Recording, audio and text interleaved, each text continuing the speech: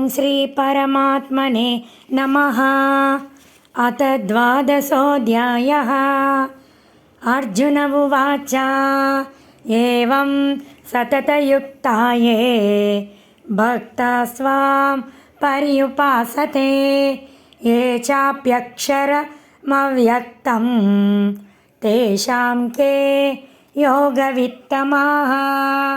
श्रीभगवानुवाच मय्यावेश्य मनो ये मां नित्ययुक्ता उपासते श्रद्धया परयोपेता ते मे युक्ततमा मताः।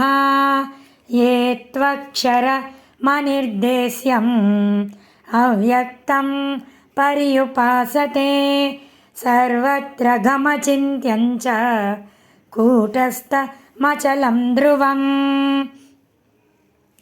संनियम्येन्द्रियग्रामं सर्वत्र समबुद्धयः ते प्राप्नुवन्ति मामेव सर्वभूतहिते रताः। क्लेशोऽधिकतरस्तेषाम् अव्यक्तासक्तचेतसाम् अव्यक्ता हि गतिर्दुःखं देहवद्भिरवाप्यते। ये तु सर्वाणि कर्माणि मयि सन्न्यस्य मत्पराः अनन्येनैव योगेन मां ध्यायन्त उपासते तेषामहं समुद्धर्ता मृत्युसंसारसागरात् भवामि न चिरात् पार्थ मय्यावेशितचेतसां मय्येव मन आधस्त्व मयि बुद्धिं निवेशय निवसष्यसि मय्येव अत ऊर्ध्वं न संशयः।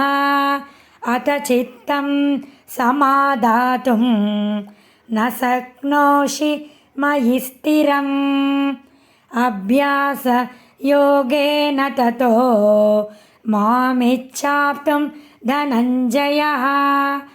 अभ्यासेऽप्यसमर्थोऽसि मत्कर्म परमो भव मदर्थमपि कर्माणि कुर्वन् सिद्धिमवाप्स्यसि।